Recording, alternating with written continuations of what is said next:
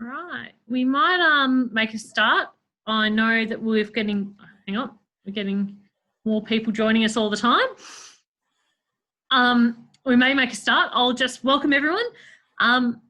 First thing I'll say is, it came up in my memories in Facebook today that Next Gen is actually 4 years old right at the moment. I think I've said it before. It started off with a weekend in District 11 with a group of people, and we set a bit of a project and we did for a bit of fun.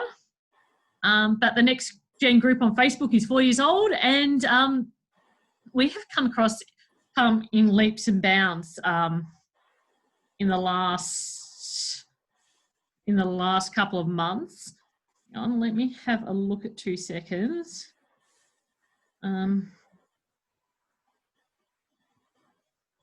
We have 1,670 members. In the last 28 days, we've increased by 8% of members. In the last 60 days, we've 431 new members joined. So we have declined some members. Some members we've declined were looking for the Cat Fanciers Association in America. I actually spoke to one lady. She goes, I'm looking, because when we asked what brigade you're from, she's like, I'm looking for the cat group. And I came back and said, we're actually a fire brigade in Victoria, Australia. So, and we've had a few of those, or some of them are just, we look at and we go, you joined Facebook not long ago, or you're involved in this, or you don't have anything in common.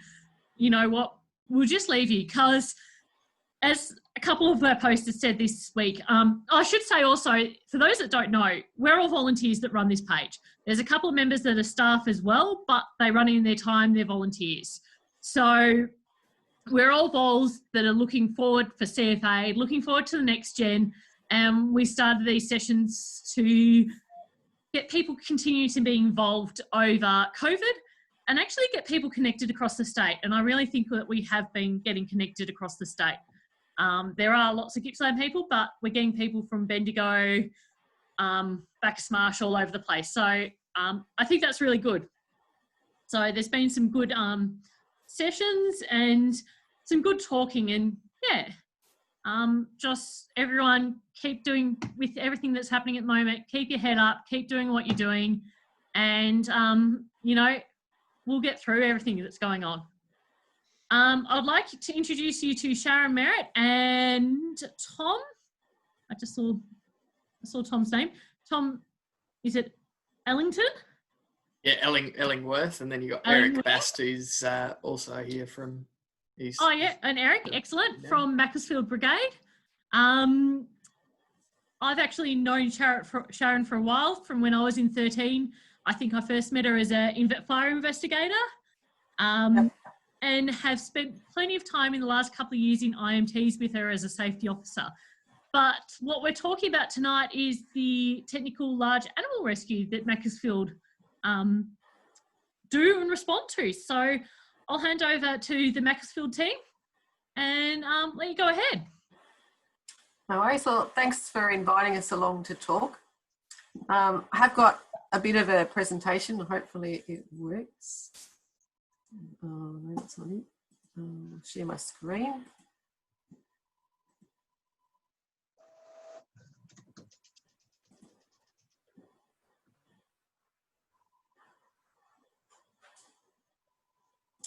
Right. Can you all see that? Yep. Yeah. I don't know how to make it normal presentation. Anyway. If you go to the little thing down the bottom where it's got like, next to the large, bigger and small, there's a little thing that looks like it's on a stand. Yeah, I know what you mean, but it's not there. Oh, I can see it. I can see it. Next to the minimize button. Over. Too far. It might be hidden behind I think it's hidden by all the people. Or if you go up the top. Hang on, it's all right. I moved the people. There you go. There it is. Good job. Yeah, you're all in the way. Oh, I just gone present to you, but that's okay. Okay, so Maccasfield have been doing large animal rescue or technical large animal rescue for a while. We call it technical large animal rescue to differentiate it from people rescuing starving animals and things like that. So we do animals that are stuck rather than animals that are being neglected. Maccasfield has the largest population of horses per hectare in Victoria, and 99% of my brigade members all own horses.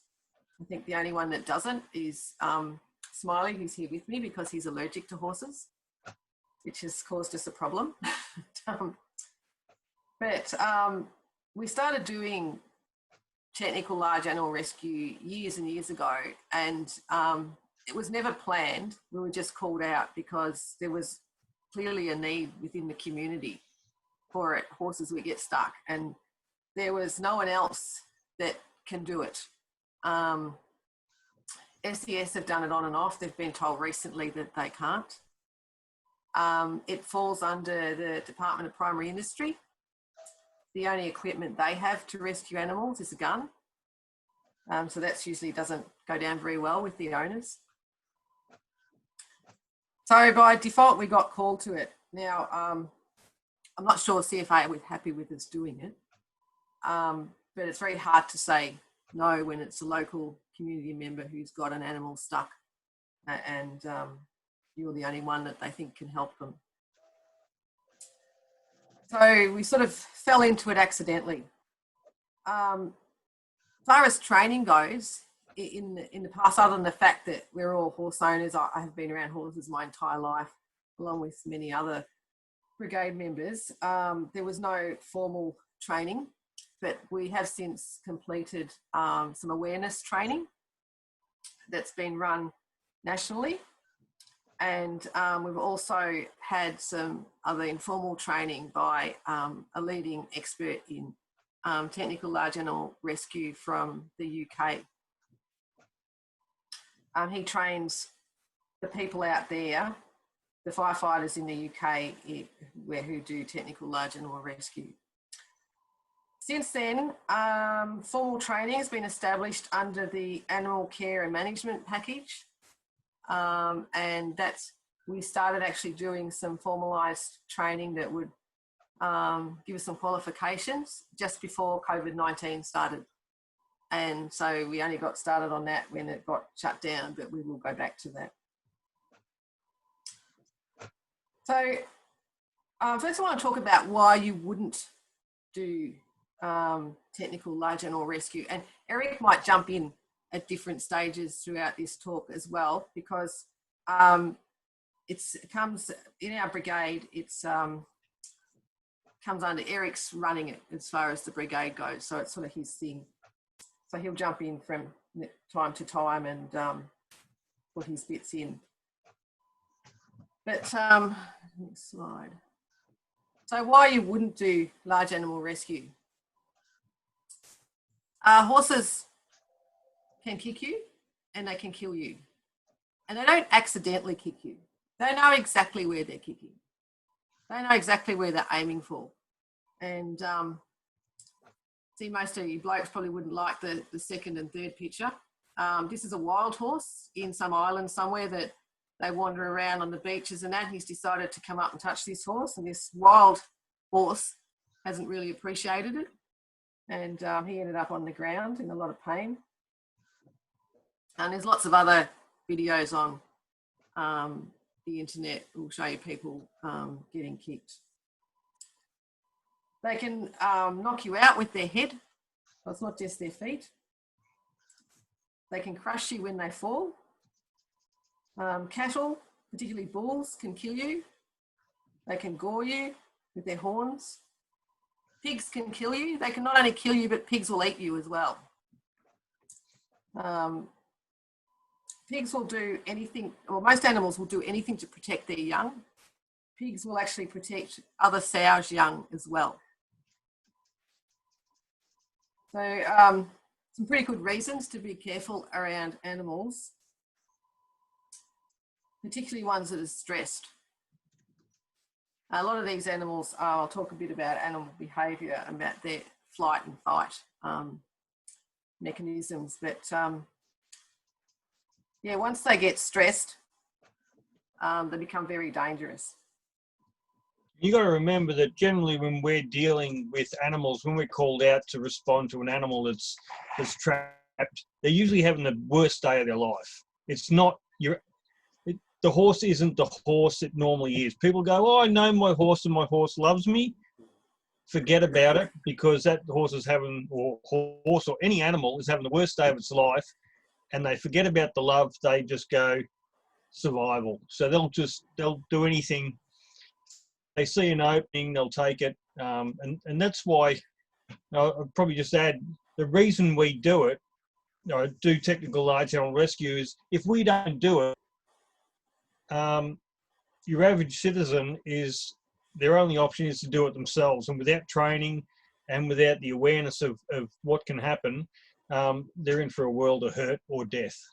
So that's really our focus, is protecting people rather than animals. Yeah, that's right. Now, our job is really just assisting the vet. So we go out there to assist the vet. We won't do it unless the vet's there. And I'd like to point out that we make sure that the animal is sedated before we do anything.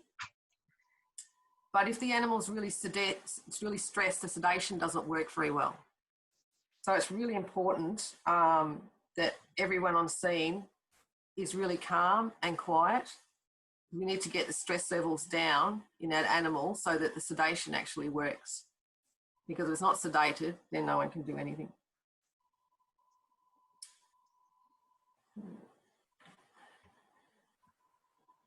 So, yeah, it's pigs. They look really cute and friendly, but yeah, they'll eat you after they've killed you.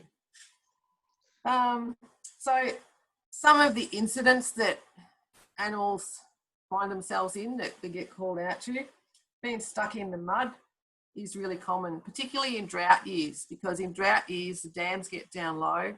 So they get in to get a drink and they get into really muddy areas, can't get out. They get stuck in dams, they get stuck in the sea, stuck in bog holes, stuck in creeks.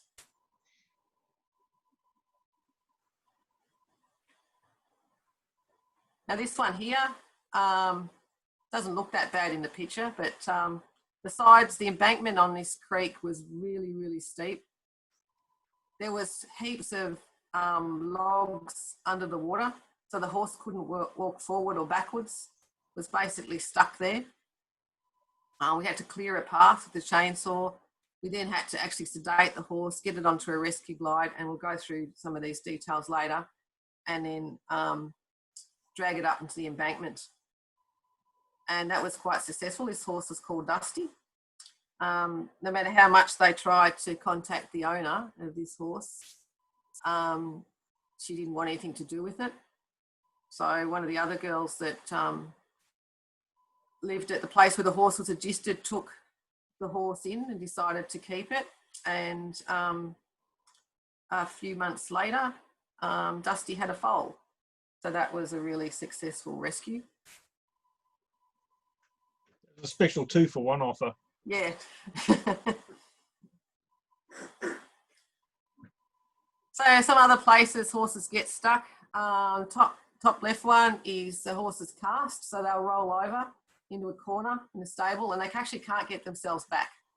Really simple job. Sometimes it requires just rolling them back again, but they get stuck there and they panic because they can't get out. Bottom, cattle grids, much more difficult rescue. That one. And the one on the right is the horse has gone down in a float and basically cast like the one on the top left, but can't get up. Really difficult for even us to get them up and out from a horse float, but we do have techniques for getting them out.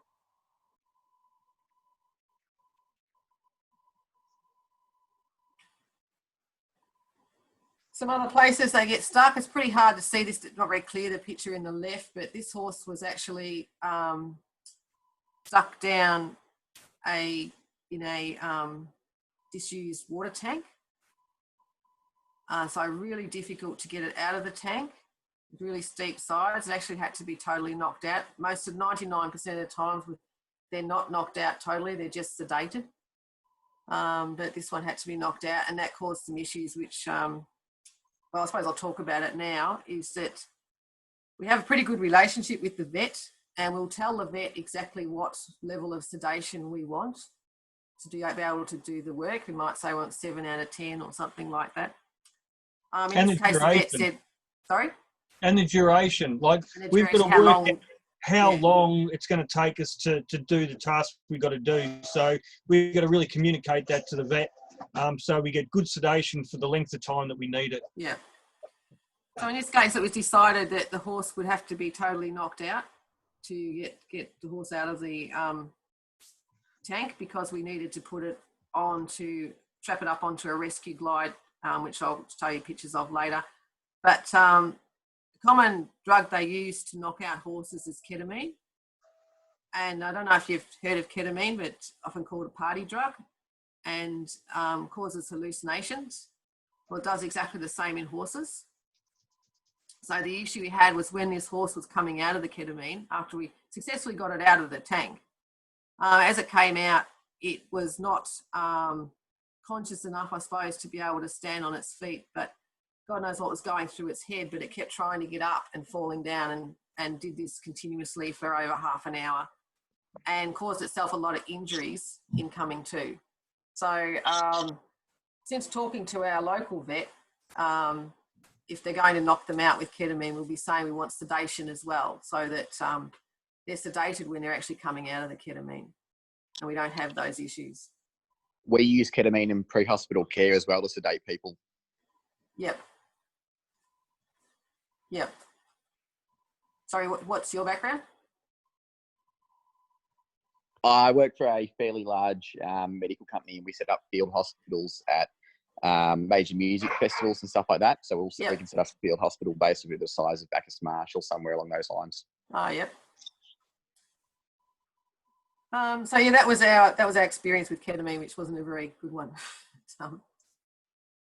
The picture on the right, that is something, like you could encounter anywhere. It doesn't have to be in a rural area. So this is just a cattle truck that's gone off the side of the road, fully loaded with cattle. So you can't see it from this side, but on the other side, all the legs were hanging out, and it wasn't a good sight.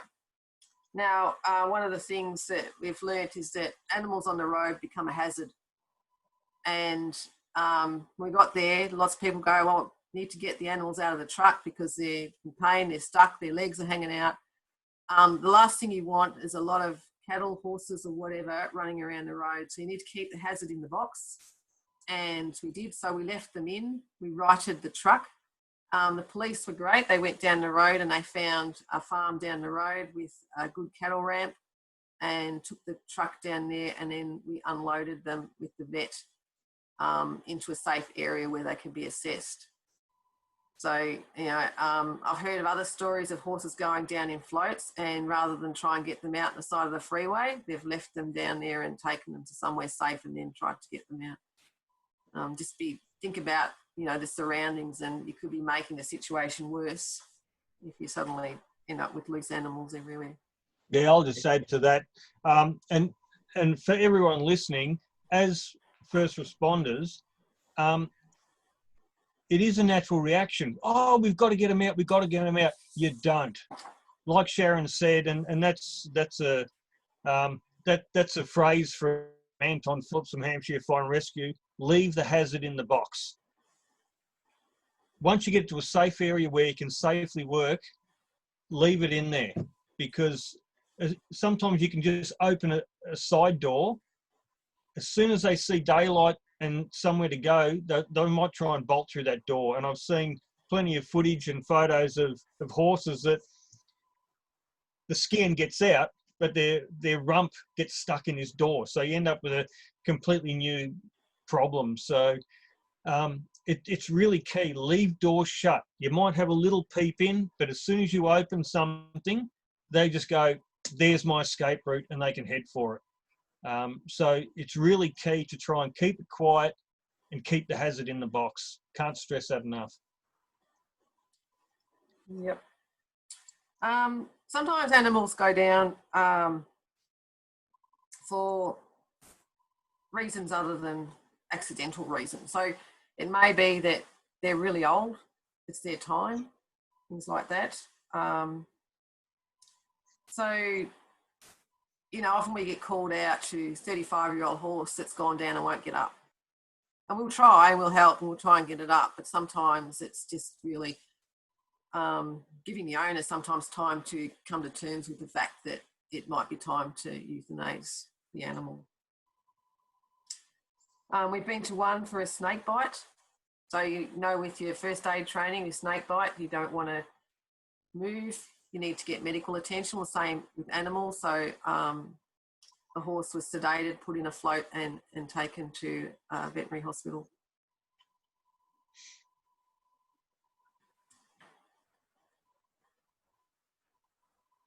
Actually, before I go on to that one, might talk a little bit about animal behaviour. So one of the things we do is we try and read animal behaviour before we do anything, and just try and see what state the animal's in. And all animals are different, but often we'll look at their ears, their eyes, and you can tell their stress level, look at their fear level for actually looking at their ears and their eyes. Also, try and keep the situation really quiet to try and stress them less. And that's sometimes difficult when the owner's there and the owners are getting stressed. And some owners are good, they'd be quite calm. Some owners can be quite hysterical. And it's a good idea to try and have someone with them and keep them calm, because that's only going to stress their animal out even more. With cattle, it's a good idea to try and find out what the farmer's intention is with the cattle. Before you go and spend a lot of time trying to rescue an animal that might be destined for the meat market anyway, it might be better to, you know, make that decision early as to what their intentions are with this animal in the end anyway. Also, some of the things we train in is different way animals get up. So horses and cattle are quite different. Horses get up with their front legs up first, then their back legs, whereas cattle get up by getting their back legs up first and then their front legs. So if you're trying to help an animal up, you need to know these things, because you don't want to be, you know, pushing the wrong way and actually hindering them getting up. Other things that you need to be aware of is that horses, if they're trying to get up and they're unsteady on their feet, could fall down very quickly and end on somebody. So you need to keep people away from that area, and they could fall forward quite often.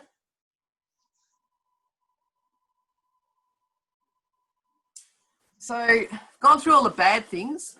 So why do we rescue them? Well, most people see horses as part of their family and have a really strong emotional attachment to them, just like people do with dogs and cats. Some cattle and horses can be worth a substantial amount of money. Horses in particular can be worth into the millions. So, you know, financially, there could be huge reasons why you'd rescue animals. They could be significant breeding lines, so they don't want to lose those as well. So there's quite a lot of reasons why we'd rescue animals. And also keeping in mind that there's a time limit to how long horses in particular can be down.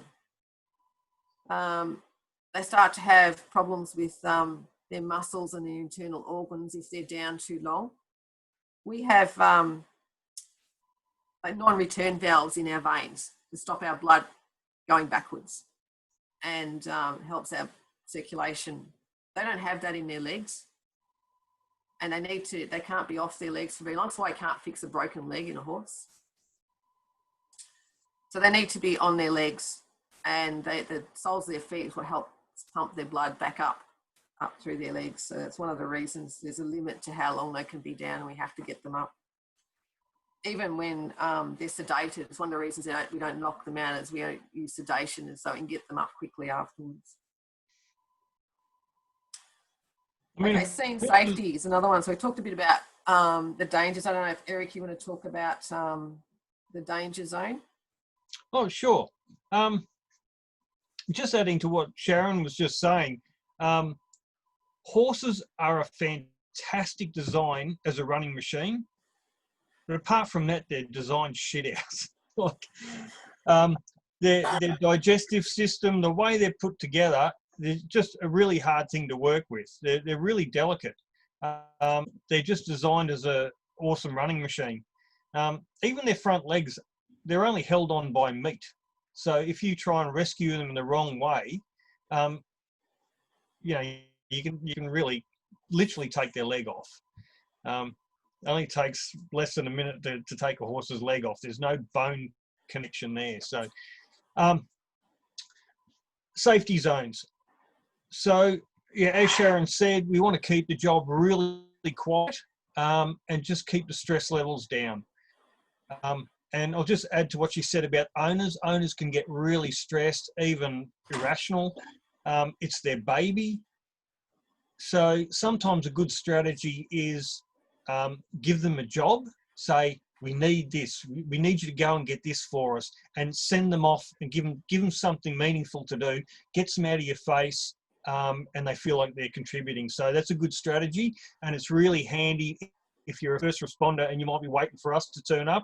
We might be hours away if Beechworth was anything to go by.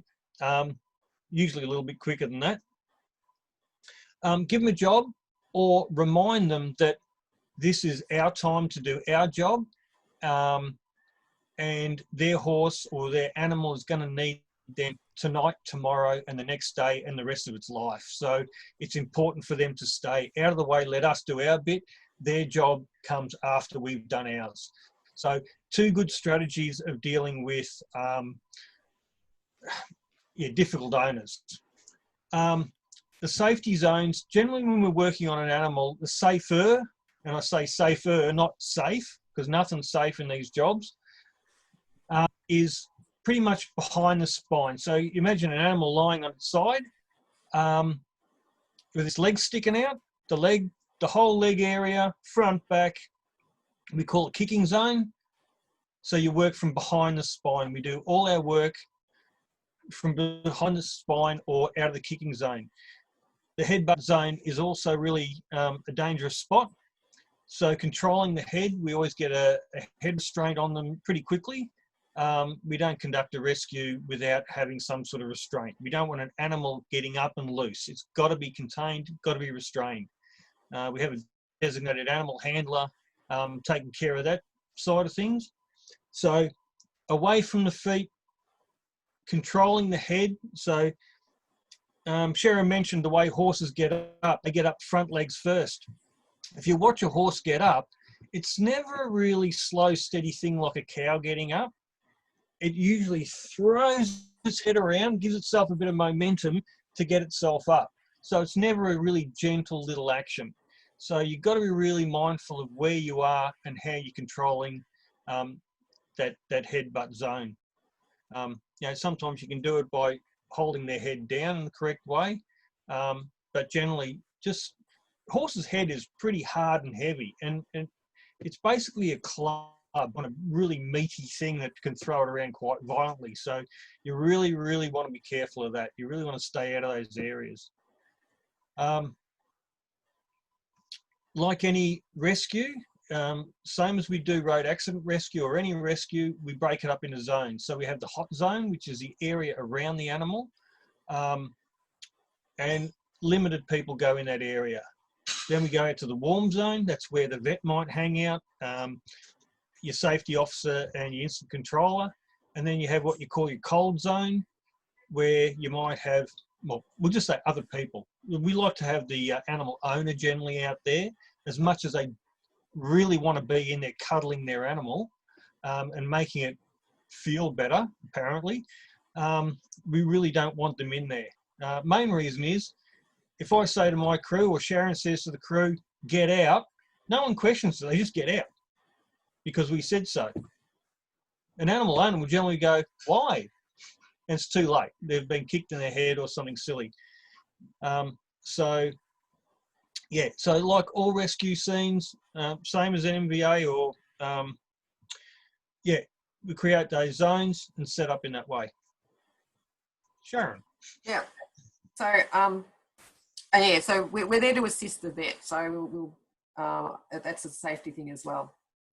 All right. So some of the equipment we've got. So I'll go through the equipment and how we use it. So we've got some protective shields, probably more for the vet if the vet needs to get in and give an injection and they're a bit concerned, because at that point the animal wouldn't be sedated. So you do notice that they've got police written on them, so they were donated to us. They're riot shields, so hopefully they're strong enough. And that also helps us get in close enough to get a head restraint on. Yeah. So an animal might be thrashing its head around. To get in and get that head restraint on, we can use the shield as a barrier, just so we don't get knocked up. So, yeah. We've got a selection of ropes and straps and halters. So we've got halters in different sizes, boots. A lot of the straps we use around the actual animal will snatch-em straps, which are quite soft and broad. But we've got some really broad straps as well. So these don't dig in to them like a rope would. We'd never put a rope directly around the animal. So those ropes we've got back here, we would attach to these broad straps. You do a lot of damage with a rope. Horses weigh around 500 kilos. And if you're trying to pull a 500 kilo animal out with a rope, you're going to do some damage. So we've got safety harness here to put on people. So if we do have to send someone in, we're a bit concerned, we can put this safety harness on them and get them out in a hurry. Lots of shackles and things that we need. These are called J hooks. I've hopefully got some pictures of these further along. So we'll use these to reach over the animal, to pass straps over and hook them up onto different things rather than send somebody in or lean over an animal. We'll use these J hooks instead. These are called strop guides. So these are flat bits of metal with a hook on the end. We can slide these underneath the horse, and then we can attach a rope or a strap to the other side with the J hooks, and then pull that back again. And that way we get the strap around the animal if it's lying on the ground or lying in a horse float. You can't lift up a 500 kilo horse and go, I'll just pass this strap under it. So we use these strop guides to get the straps underneath them. Most big animals like horses and cows have a natural depression up front. It's just behind the shoulder if they're lying on their side, and then just in front of their hips. So that's usually our target area to slide that strop guide underneath the animal, hook the sling on and pull it back again.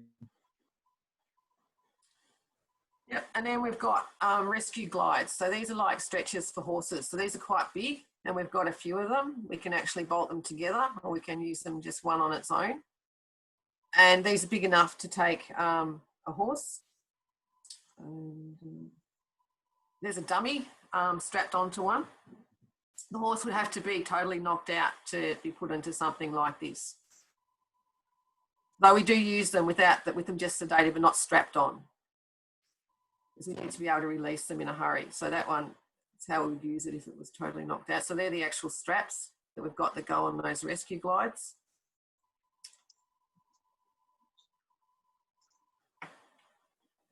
Now their head's quite heavy. It usually takes two of us to lift a head. So you might have the horse on the rescue glide, but then we'll have two people either side of this holding the head up. Now their eyes, being a prey animal, horse and cows as well, and their eyes are quite wide apart so that they can see behind them. That's why they can kick you so well, because they can see to the back of them really well. They can't see directly in front of their face, but they can see around their sides. And so when they're lying on the ground, it means their eyes often in contact with the ground and can get damaged if we're dragging them somewhere.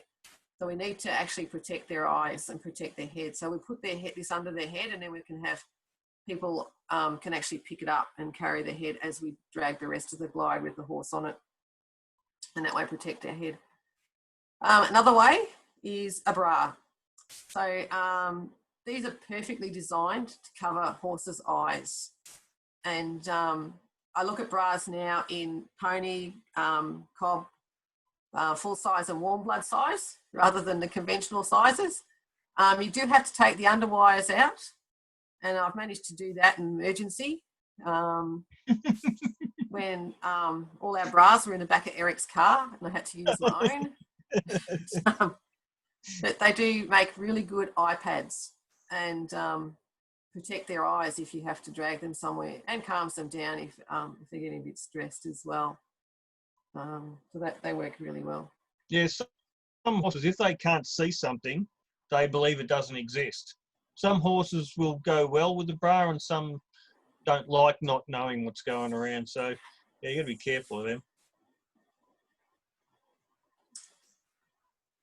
Okay, so this is what probably a common sort of technique we'd use. So we've got this horse on the side of the road in the first picture that's come down. The vet's in the green. The vet sedated the horse. This job was particularly difficult because as we were getting the rescue glide under the horse, one of the brigade members noticed that there was a snake next to us. So that just added to the stress of the situation. But we then dragged the horse on. We got on the right hand side, you can see the J hook. So we would have used that to loop the strap back over rather than be on the leg side. So we stay on the spine side.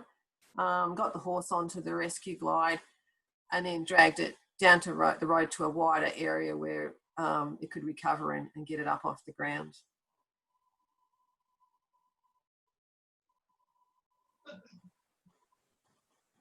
This is a similar situation where we've had to move the horse to a safer area. And we've got two rescue glides here together, and can't drag the horse along the bitumen road. So they've got it onto the rescue glide and got it into a nearby paddock. And we've got those nice thick straps. It's a pretty skinny horse, this one. I'm not sure what the story was behind this one. And we often use, you notice a lot of people. We often use people power to drag the horses rather than a winch or a truck or something like that. If something goes wrong, it's very easy to let go of those straps and the horse can get up and without causing any problems. If it's tied to a winch or something, remember it's only sedated, it can come to at any stage, then you can't get it off really quickly. So it's much safer to use a lot of people to drag it than using a winch. Also, just point out on this one, Sharon, you guys will all notice that, particularly in the right-hand side photo, there's actually no strain on the animal in that situation. So though the big strops around the animal are not where the pressure is, it's being pulled on the glides. So obviously using those strops to get it onto the glides in the first instance, but now once they're on there, when we're taking them from that place of danger to that place of relative safety, the pressure is off the animal and those straps are just on there just to, in case we do need to make any adjustments. Yeah. Yeah, the guys in the middle with the purplish strap are there, the ones dragging the glide. Again, we've got a cow, in this case. Similar situation where we get them onto the glide and then we'll drag the glide to where we need it. Mm-hmm. And I'll just add to that, Sharon. So that's exactly the same sort of situation as Thomas was just describing. That cow, there's quite a gully down sort of below that, and it was quite long. So what we did is we used the slings to get, and that's the cow's name was Pie. We got Pie onto the glide, and then we used the winch to pull the glide. So the winch wasn't on Pie. The slings were just there to hold Pie onto the rescue glide. The winch did all the pulling on the glide. So it's a really handy tool.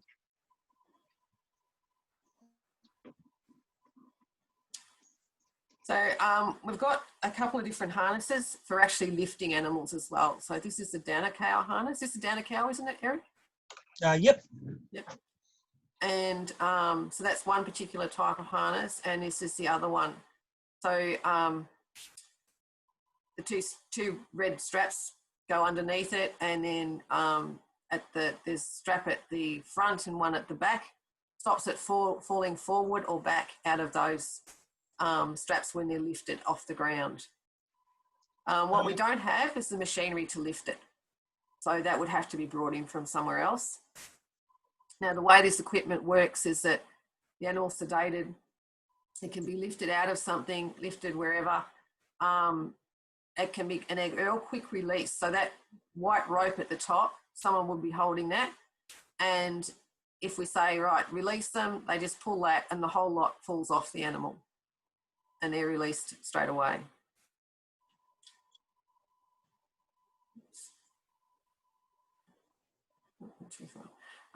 So this is the case where we've used that equipment.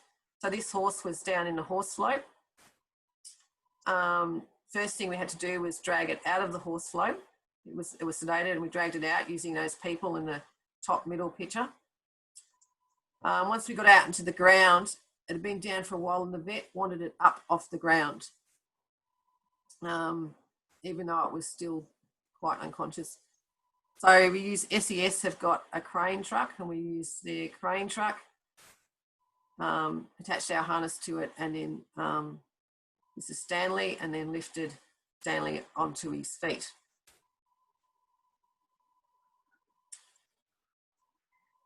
Now this is a photo I got off the internet, it's probably in the US.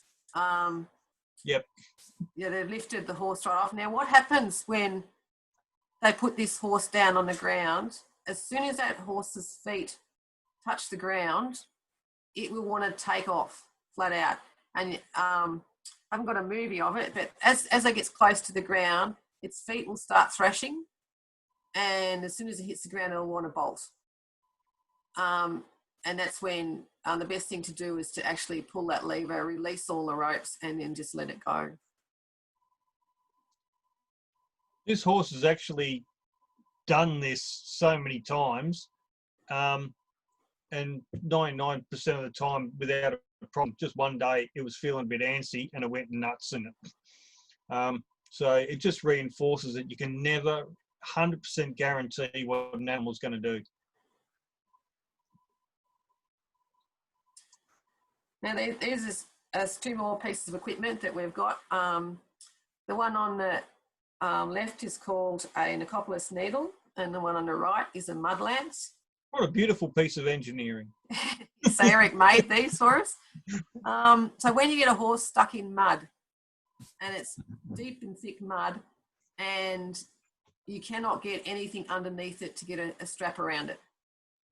So these are, the one on the left is designed to, you can actually put a hose on the end of it, run a jet of water through it, and that jet of water will clear a path, and then you can push that in and curve it underneath the animal. Then attach a strap and pull that back through, and then you've got your strap around underneath the animal that's in the mud. Now the one on the right, the mud lance, is, you know what it's like when you walk in mud and your feet get stuck, your gumboots get stuck in the mud and you can't pull them out? Well, their legs are the same. So if their legs are stuck in the mud, they physically can't get them out. If we try and just pull them out, we could do a lot of damage.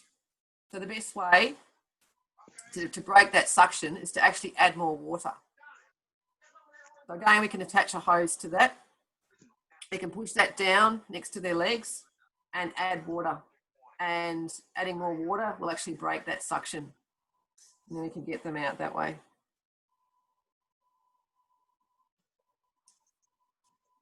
That's just a picture off the internet of it being used. Usually when we've used stuff like this, we've been so flat out, we haven't got any photos.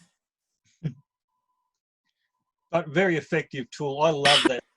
Yeah. Not just because I made it, but I just copied off someone else's idea. But it just makes you look so good. There's people who have been struggling to get things around an animal for hours, waiting for us, or before they got us there, and then we just turn up and we go, 2 minutes, the slings are on, and it's all happening. One thing I'll add though, a common thing people want to do when an animal's stuck in mud is I want to start digging. And that's the wrong thing to do. When you think of a horse or a cow, think about what they stand on and the surface area of that. The thing that's actually stopping them sinking is their body. Body is like a boat, and it actually keeps them relatively buoyant. Once you start digging underneath, then it's up to those 4 things about that big holding them up, and it sinks even deeper. So if you get people going, oh, we've got to dig it out, just say, woo up, there's a better technique, let's wait till the guys get here with the right tools, and yeah, we'll get the job done. But if people go, oh, we've got to dig it out of the mud, tell them to woo up. Just get the right gear and we'll have it done in no time. Okay, so some people might recognise that this one's a cattle prod. So the use of this is, I keep threading to use it on my brigade members, but it is actually a really handy bit of equipment. We used a cattle prod on the cattle truck that went over trying to get the cattle up and out of the truck. There are strict rules and regulations on when and where you can use a cattle prod, and horses isn't one of them. So they're only for cattle, and apparently you can't use it on brigade members either. But it is a quite important bit of equipment. Yeah, and I guess the reason we do use it, and it doesn't sound like a very nice thing, but especially in the case of that transport accident, we had 12 heifers and steers, so relatively young animals, not calves, but about a year old, 18 months old. But they get really apathetic. They just go, oh, falling down the truck, I'm going to die. And you really got to jig them up a bit just to get them on their feet. And there was a dozen in there, and everyone walked out under its own steam. We just had to convince it to get up and get out. So it is a really effective tool when used correctly. It's not something we use willy-nilly to get any animal up. Generally on cattle when they've just cracked the sads and given up. So that's about the only time we use it. Yeah. Just to emphasise that, the use of a cattle prod is dictated by law, and there are protections and penalties for misuse of cattle prods. So we use it in line with the relevant legislation. Yeah. We've got an electric chainsaw, battery operated chainsaw rather than electric. I couldn't find the pictures for this, but we did have a horse stuck in a fork of a downed tree, and then it had another tree across the end of that fork. So it walked into a triangle area, couldn't lift its feet back over the fallen tree to get out, and had been stuck there for days. And we didn't have a nice quiet chainsaw. We had the normal chainsaws, and we had to chainsaw a tree about a metre from the back of this horse. So pretty dangerous thing to have to do. And we covered the horse's head with a turnout coat. Mm-hmm. And we revved up the chainsaw for a really long period of time, walking all the way around the horse. So I actually deadened it to the noise and got it really used to it before we actually did any chainsawing. Unfortunately, the turnout coat we used, the brigade member was the one person that didn't have horses, and he's now allergic to horses from that incident. So he broke out in welts that night. But the chainsaw is really useful.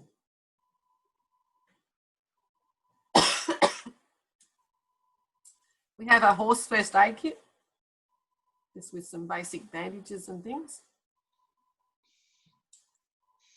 We've got a trailer with all our gear in it. And so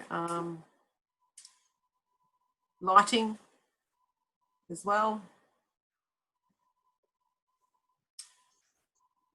It's pretty much it. Bolt cutters, normal sort of things that you would have. And it gets towed on our ultralight. So pretty big on biosecurity as well. So we, after every job, all our gear is disinfected and washed so that we're not transmitting any diseases from animal to animal. And also, you know, we're zoonosis, so any animal to people diseases as well. Covered that as well. Now, how do we get called? This is a difficult one because CFA doesn't really recognise the work that we do. We are just assisting the vet, and I think that's about the only way we can do it. We often get paged all over the state to jobs, but then sometimes we don't. So sometimes it just depends on who's in the state control centre, whether they decide we're going to go or whether we're not going to go. If a brigade needs us, probably the best way would be to specifically ask for us. If you need our equipment or you need some advice. We only, you know, we don't go to a brigade area unless the brigade's there. We're only assisting the brigade and assisting the vet. So it's up to actual brigades to call us if they need us. So does anyone have any questions?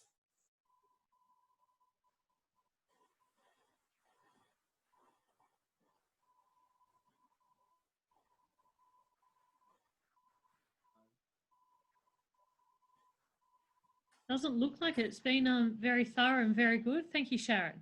Anyone, any questions? We had one, but Tom did answer it already, and that was in regards to any other technical rescue brigades, any other brigades that do technical rescue. Yeah, there's one other brigade in the state. That's Arthur's Creek. And Vic, Yeah.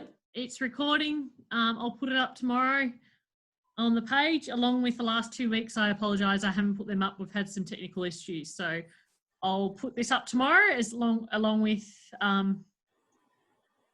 last week's Adam Damon's and the week before Emma Conway's. So they will go up tomorrow and you can share it. If there's no other questions, thank you very much. We've got a couple of different people lined up in the next coming weeks. Next week, I hope to have Erica Lind. Erica is a vol at Mount Taylor at the moment. She has been involved in the CFA since she was a junior, since she was little. She also works for Forest Fire Management Victoria, has been on the WAFA board, Women in Firefighting Australia board, and has had Rotary scholarships and also travelled last year to Canada and talked in some unis and stuff. So Erica's a pretty amazing person.